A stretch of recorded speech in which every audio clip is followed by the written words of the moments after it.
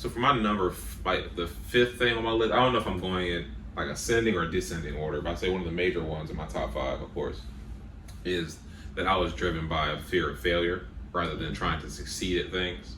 I'm not sure exactly where it came from, but I knew a lot of times I mentioned it before, I think in a TikTok video that I made or in a conversation, and one of my friends disagreed with me, but I said that specifically when I'm playing basketball or football, the idea of losing motivates me a lot more than me winning. Like I hate winning a lot more than I like winning. Excuse me, I hate losing a lot more than I like winning. My bad, I messed that up. And he was so determined to say that it didn't make any sense. But for me, it makes perfect sense because I know when I win, I don't get nearly as much of a reaction physically or happiness. But when I fail, I know like when I mess up or I lose a game, I get furious and I'm so bothered. Yeah. And majority of the time, it's the idea of me not being good enough to win or not being good enough to compete that makes me want to go ahead and get such and such done. Yeah. Specifically talking about basketball or football, but I feel like a lot of that extends to other areas. Growing up, I had one friend. He would always say, "However you are on the court is a major part of your personality overall," which I don't necessarily believe, but I can see it having some merit with some people.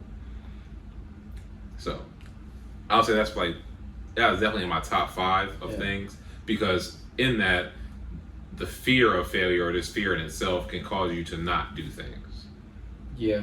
Versus your desire to succeed and want to be great can push you to do things even though you're afraid. The desire to be successful and to win can lead you to be more courageous versus the fear of failure, I feel like causes you to not do at all because you don't want to fail. I feel like that's an issue that I had throughout my 20s, especially my early 20s, because I feel like I had a lot of things going on that I didn't have the space to fail. Like I had to get this right because I'm taking care of just myself. I don't have any like a safety net or just various situations like that. Being married early, I have to make sure that this goes right because I have a second person to take care of. I don't have the time like, yeah, babe, I lost a life savings, or yeah, babe, this job didn't work. Like I had an experience recently where I had a job, take a chance on the job, and it didn't really work out, and that that was a very uncomfortable situation. So I feel like getting away from that, operating out of a fear mindset or a fear of failure mindset, and switching to a mindset of wanting to succeed or pursuing things that are going to be great is a big shift that I've been trying to do. I mean, even putting failure aside, just functioning out of fear for extended periods of time isn't healthy for you mentally, physically, emotionally, in any way, shape, or form. I don't think it's a good idea to function out of fear because you're most of the time, like, what is all scary movies about? It's just about people making dumb decisions because they're terrified. Yeah. You know what I mean? Like, have you seen, like, when anybody talks about, like, a fear of failure and stuff, it makes me think of this. There was this commercial. I can't remember what it was for. I wonder if it was, like, I think it was, like, a car insurance commercial.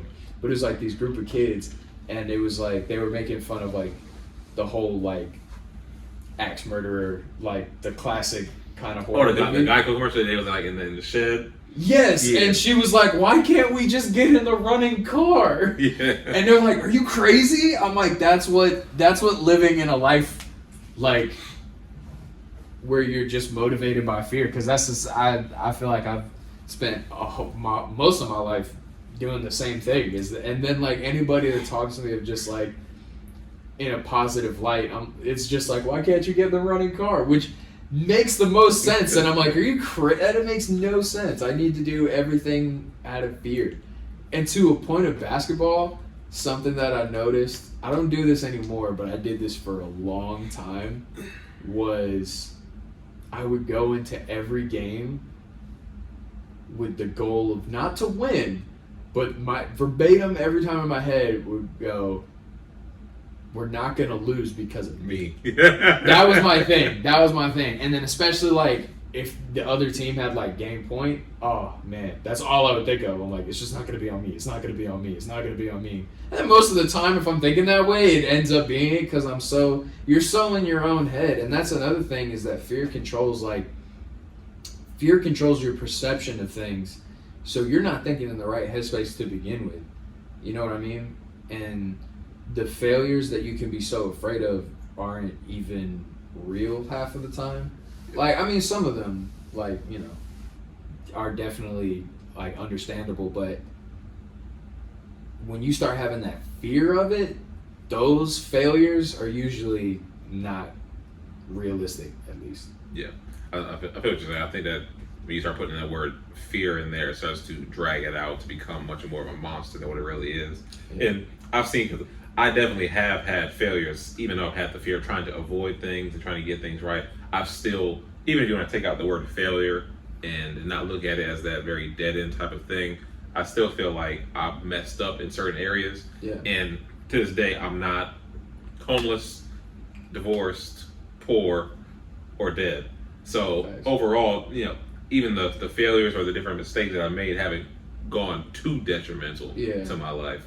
So there's not much to fear, because you 9 times out of 10, unless you're dead or in jail, you can continue to rebound and keep going from it. True. So that's the other thing, is that, like, half the time the things that you're so, like, the failures that you're so terrified of, half the time if they do happen, you're like, oh, it's not actually that bad. Yeah. So that and that's been probably like a big struggle in and of itself, just to trying to find another way to think and another way to live my entire life through doing. Because a lot of people, like, you'll work out because I don't want to be fat, or I'll save money because I don't want to be poor, or I work hard because I don't want to be homeless, versus like I work out because I want to look good. Yeah. You know, things like that. And it's just a negative way of looking at things. You'll burn yourself out too, because your only motivation is negativity, and that's not sustainable. Yeah, I definitely noticed with myself too that I'm much more motivated when I get positive reinforcement versus like basketball or sports analogies too.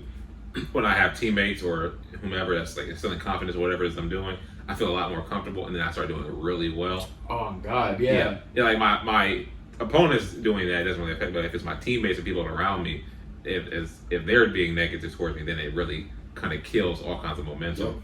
So that just staying positive towards things makes things a lot better. I bring a lot of parts of life back to sports, I feel like. To that point, actually, so I quit playing football twice.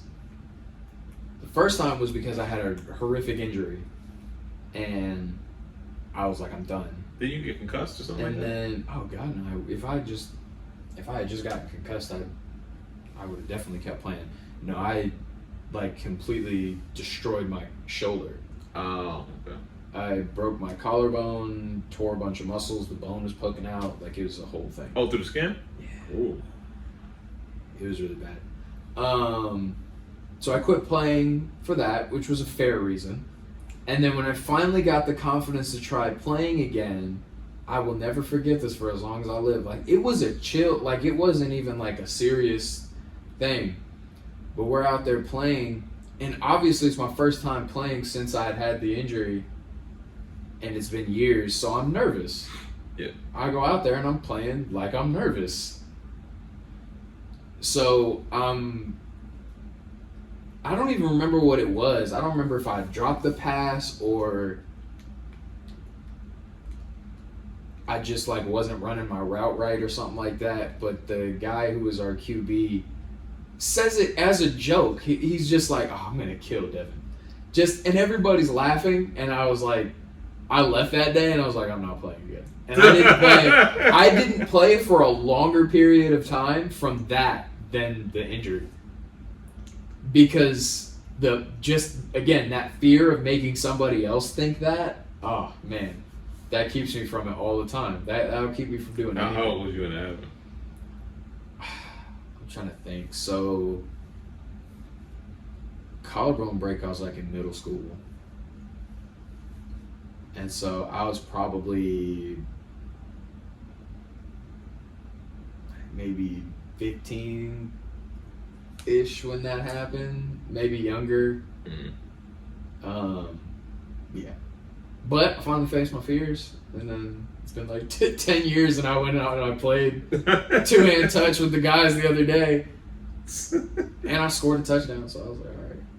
But the whole time I'm like, I don't want anybody to be mad at me. It's taking baby steps towards it. Yeah. Yeah.